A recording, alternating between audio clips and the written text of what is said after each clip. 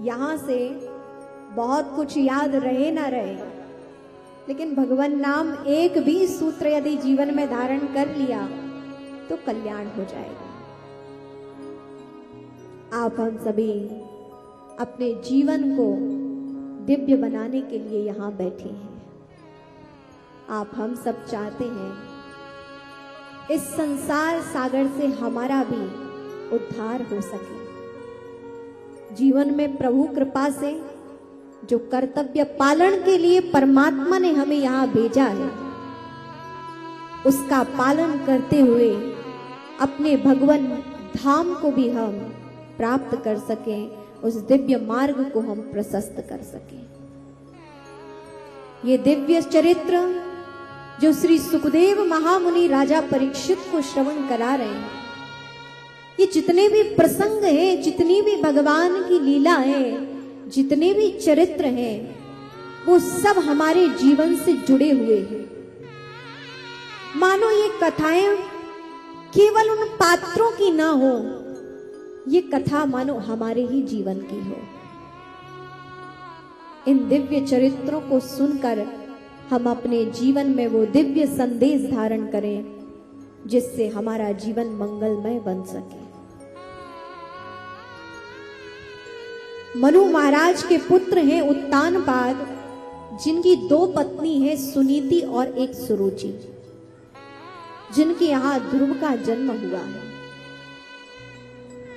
उत्तानपाद महाराज की बड़ी पत्नी का नाम सुनीति है और छोटी पत्नी का नाम सुरुचि है। बड़ी पत्नी सुंदर नीति पथ पर चलती हैं और सुरुचि अपने मन माना आचरण करती है।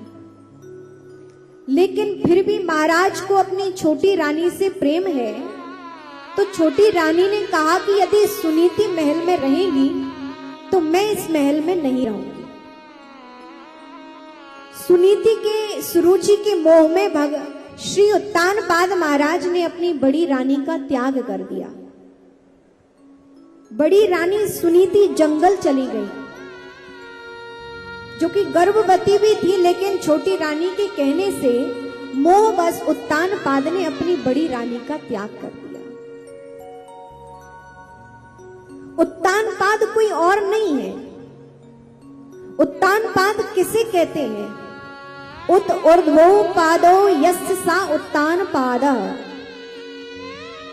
उत्तानपाद मतलब है जिसका सिर नीचे और पैर ऊपर की ओर हो। और जीव का जन्म भी ऐसे ही होता है। प्रत्येक माँ के गर्भ में बालक जिसका सिर नीचे की ओर और पैर ऊपर की ओर होते हैं। तो ये गाथा हम सब जीवों की है। उत्तानपाद कौन है? ये जीव ही उत्तानपाद है।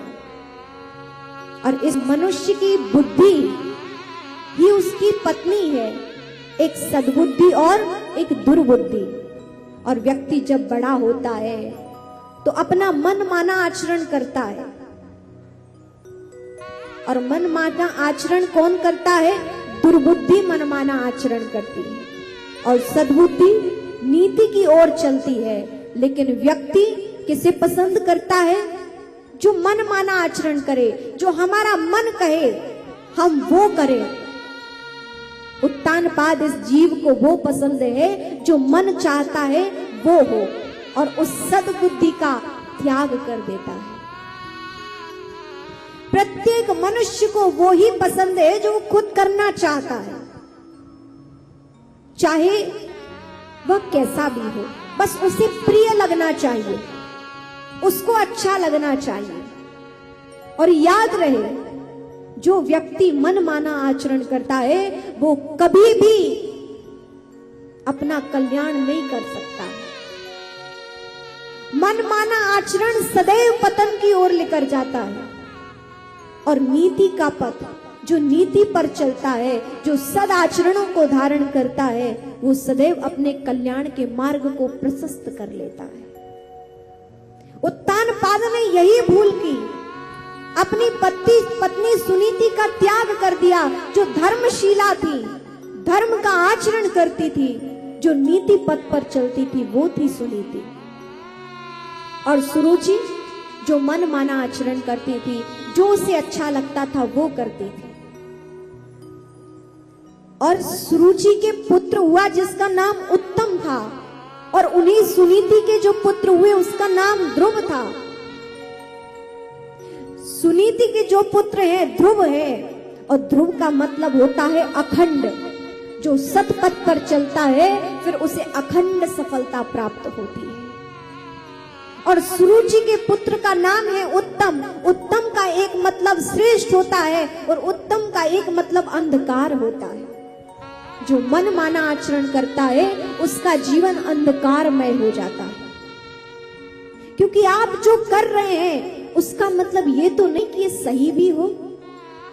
यदि विवेकपूर्ण आप कर रहे हैं, नीति पथ पे चल रहे हैं, तो सन्मार्ग का बस आचरण है।